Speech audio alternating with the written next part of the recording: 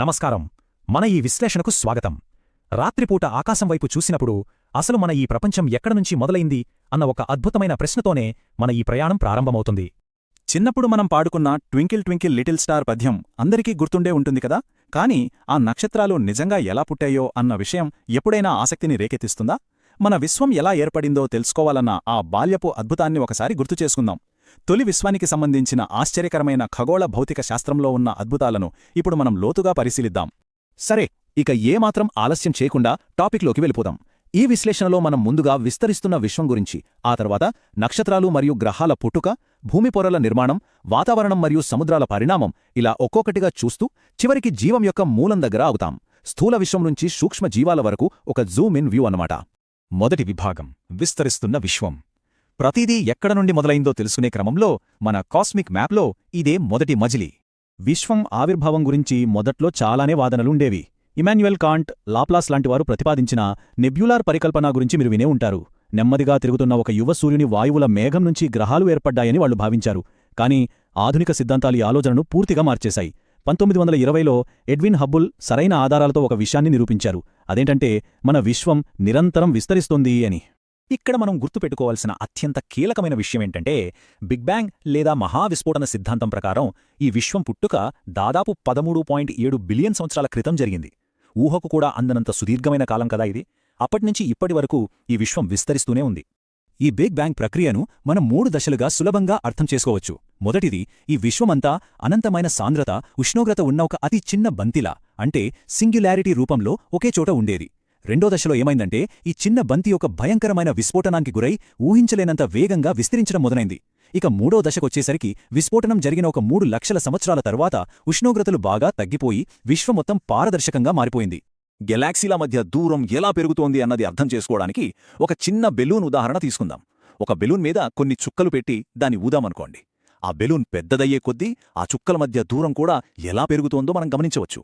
అచ్చమలాగే మన విశ్వంలో కూడా ఖాళీస్థలం పెరుగుతూ విశ్వం నిరంతరం విస్తరిస్తోందన్నమాట.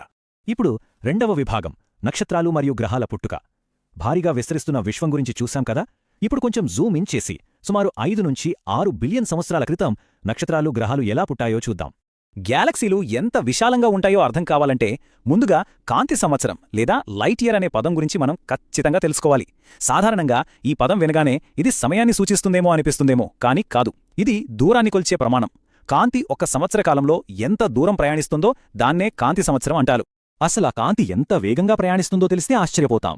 సెకనుకు ఏకంగా 3 లక్షల కిలోమీటర్లు. అంతరిక్షం ఎంత అపారమైనదో ఊహించటానికే ఈ అద్భుతమైన వేగమే మనకొక ఆధారం. ఇంత వేగంతో ప్రయాణించే కాంతి ఒక పూర్తి సంవత్సరంలో ఎంత దూరం వెళ్తుందో అదే ఒక కాంతి సంవత్సరం. నిజంగా మైండ్ బ్లోయింగ్ కదా. సరే, నక్షత్రాలు ఏర్పడిన తరువాత గ్రహాల నిర్మాణం మొదలైంది కదా. ఇక్కడ ప్లానెటెసిమల్స్ అనే పదం చాలా కీలకం. వాయువు, ధూళితో నిండిన మేఘాలు చల్లబడి చిన్న చిన్న గుండ్రటి వస్తువులుగా మారతాయి. ఆ తరువాత ఇవి ఒకదానితో ఒకటి ఢీకొట్టి అతుక్కుపోయి పెద్ద సంఖ్యలో ఏర్పడతాయి. వాటినే ప్లానెటెసిమల్స్ అంటారు. గురుత్వాకర్షణ శక్తి ఈ పదార్థాలన్నింటినీ ఒక దగ్గర బంధించి ఉంచుతుంది. ఇది ఎలా రూపుదిద్దుకుందో ఒకదాని తర్వాత ఒకటి చూద్దాం. ముందుగా వాయు మేఘాల మధ్యలో వాయువుల ముద్దలు ఏర్పడతాయి. తర్వాత ఇవి కలిసిపోయి ప్లానెటేసిమల్స్గా మారతాయి.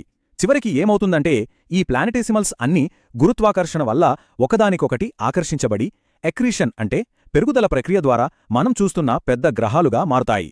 మూడవ విభాగం, భూమి పొరల నిర్మాణం. విశ్వం నుంచి నక్షత్రాలకు, అక్కడి నుంచి గ్రహాలకు వచ్చాం. ఇప్పుడు మన ప్రయాణంలో స్కేల్ని మరింత తగ్గించి 4.6 బిలియన్ సంవత్సరాల క్రితం కొత్తగా ఏర్పడిన మన ఇల్లు, అదేనండి మన భూమిపైకి దృష్టి సారిద్దాం. తొలినాళ్లలో భూమి ఎలా ఉండేదో ఊహించుకోవడం నిజంగా చాలా ఆసక్తికరం. ప్రస్తుతం మనం చూస్తున్న ఈ పచ్చని అందమైన ప్రపంచానికి అప్పటి భూమికి అస్సలు పోలికేలేదు. హైడ్రోజన్, హీలియం వాయువులతో పలుచని వాతావరణం ఉండేది. ఒక రకంగా చెప్పాలంటే అది రాళ్లతో నిండిన ఒక అత్యంత వేడి మరియు బంజర గ్రహం. ఏమాత్రం జీవించడానికి వీలులేని ఒక గ్రహాంతర ప్రదేశంలా ఉండేదన్నమాట. మరి ఆ వేడి రాతి ముద్దలాంటి భూమి ఇలా ఎలా మారింది? ఉష్ణోగ్రత పెరిగే కొద్దీ భూమి లోపలి పదార్థాలు కరగడం మొదలైంది. ఇక్కడే డిఫరెన్సియేషన్ అనే ఒక ముఖ్యమైన భౌతిక ప్రక్రియ జరిగింది. సాంద్రతలోని తేడాల వల్ల ఇనుములాంటి బరువైన మూలకాలు భూమి కేంద్రం అంటే కోర్ వైపు మునిగిపోయాయి. తేలికపాటి పదార్థాలు భూమి పైభాగానికి తేలాయి. అలా భూమికి క్రస్ట్, మ్యాంటిల్ మరియు కోర్ అనే 3 పొరలు ఏర్పడ్డాయి. నాలుగవ విభాగం, వాతావరణం మరియు సముద్రాల పరిణామం. కేవలం ఒక వేడి రాతి ముద్ద నుండి జీవానికి అవసరమైన పరిస్థితులను సృష్టించుకునే అత్యంత కీలకమైన దశకు మనం ఇప్పుడు చేరుకున్నాం. భూమి వాతావరణం ప్రధానంగా 3 దశల్లో అభివృద్ధి చెందింది.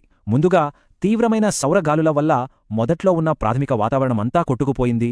ఆ తర్వాత భూమి లోపల ఉన్న విపరీతమైన వేడి కారణంగా వాయువులు బయటకు రావడం మొదలయ్యాయి. ఇక ఆఖరి దశలో ప్రాథమిక జీవజాలం కిరణజన్య సంయోగక్రియ లేదా ఫోటోసింథసిస్ ద్వారా ఆక్సిజన్ను ఉత్పత్తి చేస్తూ వాతావరణాన్ని పూర్తిగా జీవయోగ్యంగా మార్చేసింది. ఇక్కడ డీగ్యాసింగ్ అనే ఒక ఆసక్తికరమైన ప్రక్రియ గురించి తెలుసుకోవాలి. భూమి లోపలి భాగం క్రమంగా చల్లబడుతున్నప్పుడు అగ్నిపర్వతాల ద్వారా లోపల బంధించబడిన వాయువులు, నీటి ఆవిరి నిరంతరంగా బయటకు వస్తూనే ఉన్నాయి. ఈ ముఖ్యమైన ప్రక్రియనే డీగ్యాసింగ్ అంటారు. తొలి వాతావరణం ఏర్పడటానికి ప్రధాన కారణం ఖచ్చితంగా ఇదే. ఇప్పుడు అత్యంత ఆశ్చర్యకరమైన విషయమేంటంటే, ఈ తొలి వాతావరణంలో మనకు జీవం పోసే ఆక్సిజన్ దాదాపు లేనేలేదు. అవును, మీరు విన్నది నిజమే. కేవలం నీటి ఆవిరి, నైట్రోజన్, కార్బన్ డయాక్సైడ్ మరియు మీథేన్, అమ్మోనియా లాంటి విషపూరితమైన వాయువులే ఉండేవి. ఆలోచిస్తే భయం వేస్తోంది కదా. 5వ విభాగం, జీవం యొక్క మూలం. మన ఈ అన్వేషణలో ఆఖరి మరియు అత్యంత లోతైన ఘట్టానికి చేరుకున్నాం. కొత్తగా ఏర్పడిన ఆ మహాసముద్రాలలో సూక్ష్మజీవం అసలు ఎలా ఉద్భవించింది అనే అధ్యాయమిది. ఈ మొత్తం కాలానుక్రమాన్ని ఒక్కసారి గమనిస్తే ఏదీ రాత్రికి రాత్రే జరిగిపోలేదని మనకు స్పష్టంగా అర్థమవుతోంది. 13.7 బిలియన్ సంవత్సరాల క్రితం ప్రారంభమైన బిగ్ బ్యాంగ్ నుండి నక్షత్రాలు పుట్టడం, ఆ తర్వాత భూమి ఆవిర్భావం, ఇలా ప్రతి ఒక్క అద్భుతమైన సంఘటన ఒక క్రమంలో పేర్చబడితేనే చిట్టచివరికి 3.8 బిలియన్ సంవత్సరాల క్రితం జీవం ఆవిర్భవించడానికి వేదిక సిద్ధమైంది. ఆధునిక శాస్త్రవేత్తల ప్రకారం జీవం పుట్టుక అనేది కేవలం ఒక రసాయన ప్రతిచర్యగా మొదలైంది. నిర్జీవమైన పదార్థాలు ఒకదానితో ఒకటి కలిసిపోయి సంక్లిష్టమైన సేంద్రియ అణువులుగా, అంటే ఆర్గానిక్ మాలిక్యూల్స్గా మారాయి. ఇందులో విశేషమేంటంటే ఈ అణువులు తమను తాము డూప్లికేట్ చేసుకోగలిగాయి. అలా నిర్జీవ రసాయనాల నుండి ప్రాణమున్న జీవపదార్థం ఉద్భవించింది. నిజంగా ఒక అద్భుతం. ఈ ప్రయాణం గురించి ఆలోచిస్తే నిజంగా ఆశ్చర్యంలో మునిగిపోతాం. ఏమాత్రం పరిమాణం లేని అనంతమైన సాంద్రత ఉన్న ఒక అతి చిన్న బిందువు నుండి సముద్రాలు, ఖండాలు ఏర్పడి అంతిమంగా ఈ విశ్వం గురించి ప్రశ్నలు అడగగల మేధస్సు ఉన్న జీవులు ఏర్పడ్డాయంటే అది మాటల్లో చెప్పలేని అద్భుతం. మరి అలాంటప్పుడు మన చుట్టూ విస్తరించి ఉన్న ఈ బిలియన్ల కొద్ది గెలాక్సీలలో ఇంకెన్ని అద్భుతాలు, ఇంకెన్ని రహస్యాలు దాగి ఉన్నాయో కదా. ఈ ఒకే ఒక్క ఆలోచనతోనే మన ఈనాటి విశ్లేషణను ముగిస్తున్నాను. ఎప్పటికైనా కొత్త విషయాలు తెలుసుకోవాలన్న ఆసక్తిని ఇలాగే సజీవంగా ఉంచుకుందాం. మళ్ళీ కలుద్దాం.